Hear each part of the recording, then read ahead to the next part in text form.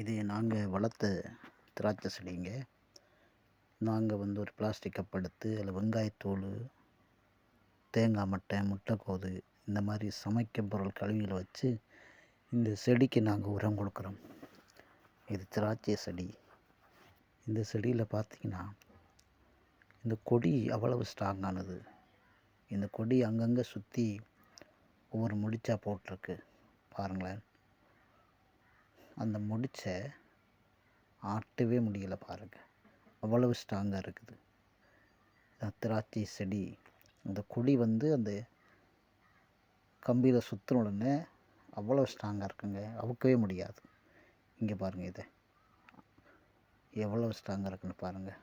சும்மா அந்த சுருக்கு இழுத்து பார்க்குறேன், இழுக்கவே முடியலை. திராட்சை செடி கொடி அவ்வளோ ஸ்ட்ராங்கானதுங்க.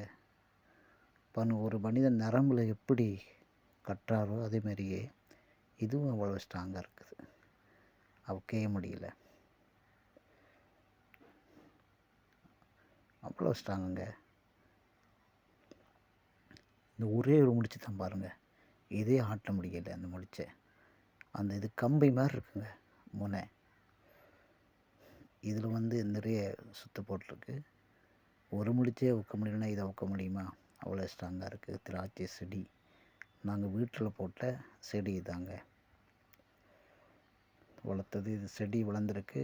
நான் இதில் உங்களுக்கு பழமெல்லாம் காய்க்கும்போது நான் உங்களுக்கு அடுத்த வீடியோஸ் போடுவேன்.